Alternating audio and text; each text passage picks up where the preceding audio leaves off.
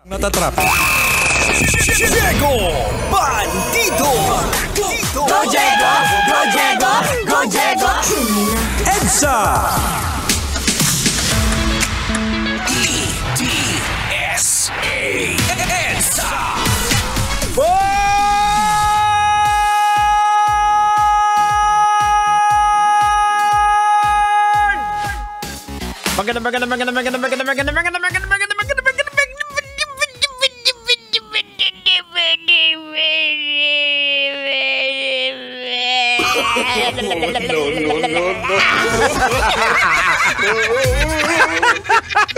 Magandang gabi!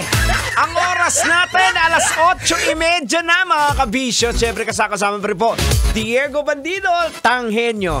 Hoy, big shoutout nga muna kay Sir Henry Gaspar! Maraming salamat Sir Henry Gaspar sa pakikinig. Grab on! Sir Henry, ingatan mo yung pasahero mo, ha. Mahal na mahal namin yan.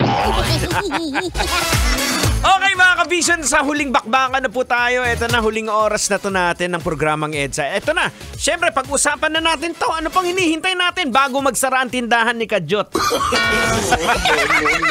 Ito na, pag-usapan na natin to. Marami ang bumilib sa isang lalaking nagligtas sa nalulunod na turista sa Bali, Indonesia. Wow! Dahil sa kanyang itsura, aba, binigyan siya ng alias hango sa isang superhero bilang Aquaman. Wow! O, di ba? Inanod kasi ng malakas na alon ng isang turista at marami naman actually ang nakakita pero takot silang sagipin dahil nga baka sila din ang malunod hanggang sa merong isang lalaki na naglakas loob na sagipin siya sa kabila ng panganib. Ang mukha niya talaga kasi parang si Aquaman, mahabang buhok, malaki ang katawan, maskelado.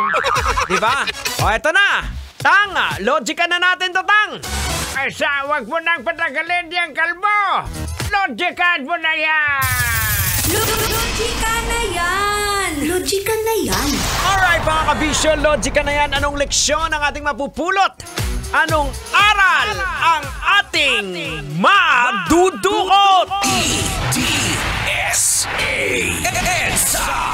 Boards! Kailangan pa bang i-memorize yan? Basic sa ngayon na panahon natin, pag may mga aksidente, instead na tumulong, anong gagawin, Tang? Ilalabas ang cellphone para videohan at mag-viral.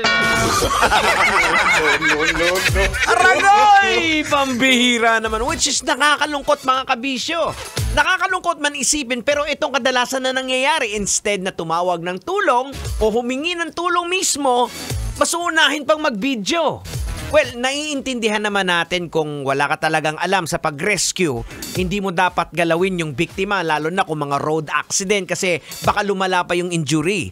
The least that you can do is tumawag sa kinaukulan para mag-rescue instead na mag-video-video o mag-Facebook live ka dyan para maraming views. Diba? Now mga kabisyo, logican po natin, ha. Eto po.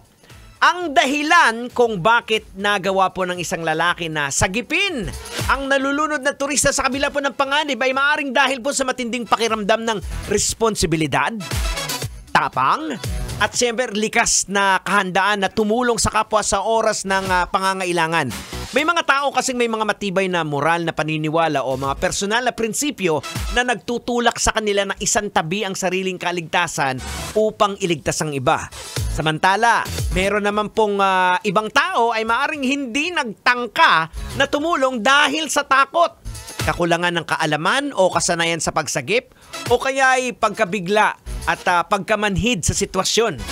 Ang mga ganitong reaksyon po ay maaring dulot po ng tinatawag na instinct ng self-preservation kung saan mas inuuna ng tao ang kanyang sariling kaligtasan sa sitwasyong mapanganib. At malamang, yan din ang ginagawa ng asawa mo, misis. Self-preservation. Wala siyang pake kung may makain yung pamilya niya, basta siya makakain at busog na! May kilala ka bang ganyan?